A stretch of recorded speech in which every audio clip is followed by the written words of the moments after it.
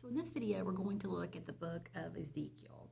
And in my opinion, Ezekiel is the toughest of the prophets to understand.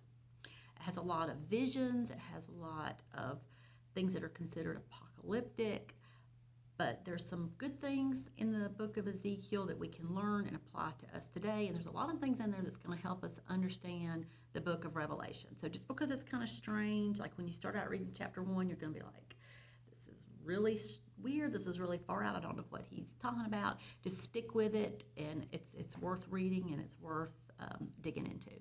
So let's answer our 8 questions. When we think about who wrote the book of Ezekiel, it was Ezekiel. He identifies himself in chapter 1, verse 3 as the one that's seeing these visions and recording them, and a lot of it's written in first person. When we think about who it was written to, a lot of times he uses the phrase the house of Israel. It was the exiles of Judah that were in Babylon. That's who he was writing to. When we think about how much time it's covered, most people think it was around 20-ish years, and it takes place during 2 Kings 24 and 25. So when you get ready to study Ezekiel, just go back and read 2 Kings 24 and 25 to kind of get an idea of where we are in the time of history. And again, it was written while Ezekiel was in captivity. So the main idea, it was to convince the captives of their sin and to remind them that they can't blame their parents for the situation that they're in. And this is also how the book is laid out. Like if you want to think about an outline of it. Chapters 1 through 3, you have the commission of Ezekiel, like God calling Ezekiel to be a prophet. Then chapters 4 through 32 are condemnations or judgments on nations. Okay, but then underneath that, you have chapters 4 through 24, where he really focuses just on Judah. But then 25 through 32, he focuses on other countries, which would be Gentiles, just like Isaiah did. If you remember when we talked about Isaiah, he also had judgments and prophecies about Gentile nations.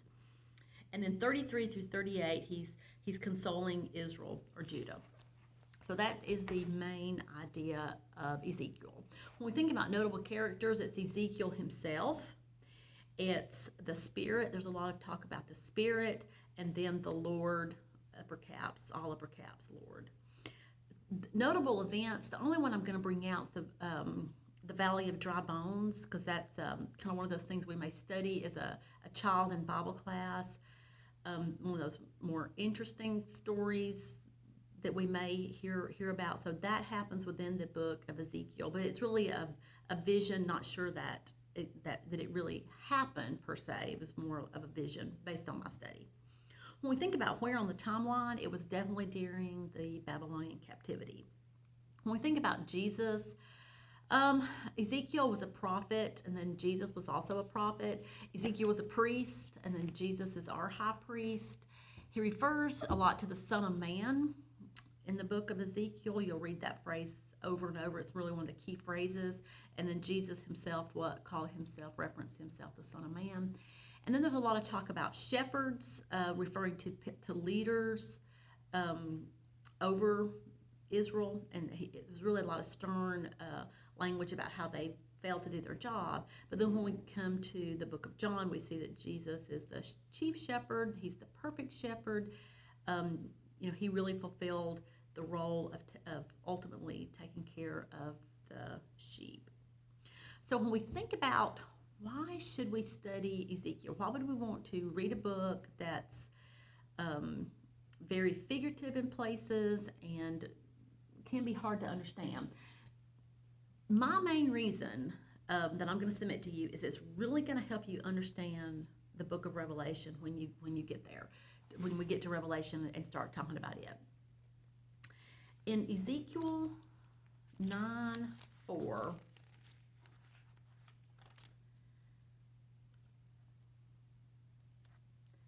it reads this: "And the Lord said to him, pass through the city, through Jerusalem, and put a mark on the foreheads of the men who sigh and groan over all the abominations that are committed in it." So is this a literal mark, or is this figurative? What is this? But and if you've ever read Revelation or heard people talk about it, you'll hear the mark on the forehead. What is that? Well, to me, it's something that the people that read Revelation would have known. They would have known about this verse. So in Revelation 7:3, saying, "Do not harm the earth or the sea or the trees until we have sealed the covenant, and until we have sealed the servants of our God on their foreheads."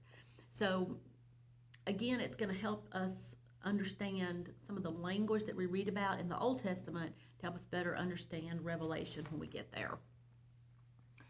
Also, it really drives home the point that the soul that sins is a soul that dies. It's not that you can look to your mom or your dad, your grandma, your grandpa, or even your church community and kind of think, well, I'm just going to scoot in on their coattails. That's not the case, and I think Ezekiel lays that out really clearly in chapter 18. This would just be a chapter to go and to read.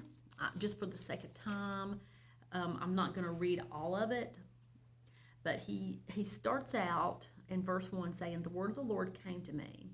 What do you mean by repeating this proverb concerning the land of Israel? The fathers have eaten sour grapes, and the children's teeth are set on edge.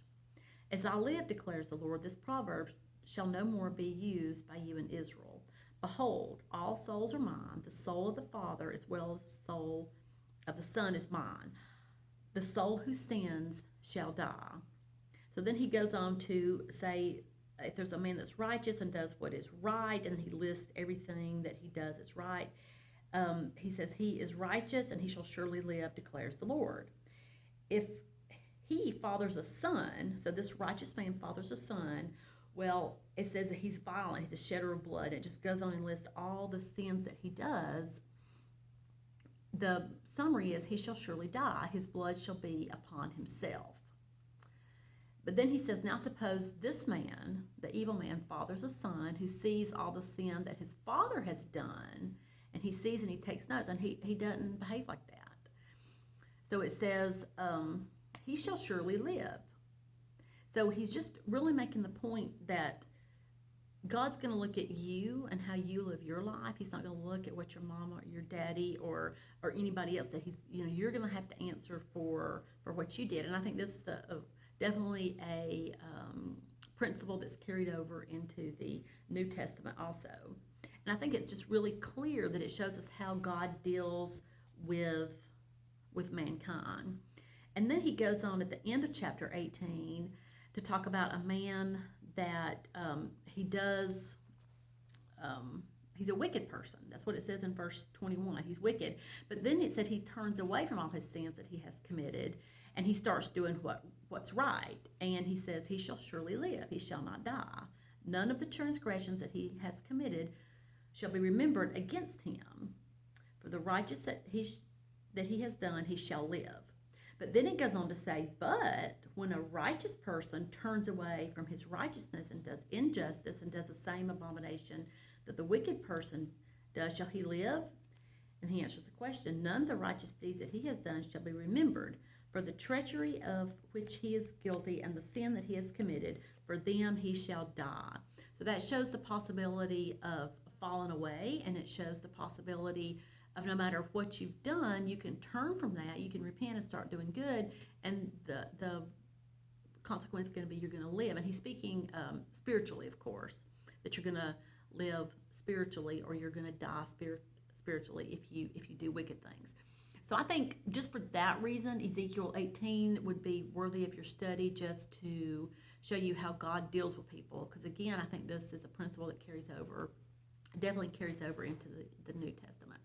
So I hope this has been helpful to make you decide that Ezekiel is a book worth reading, and I hope just this brief overview is going to help you when you do decide to tackle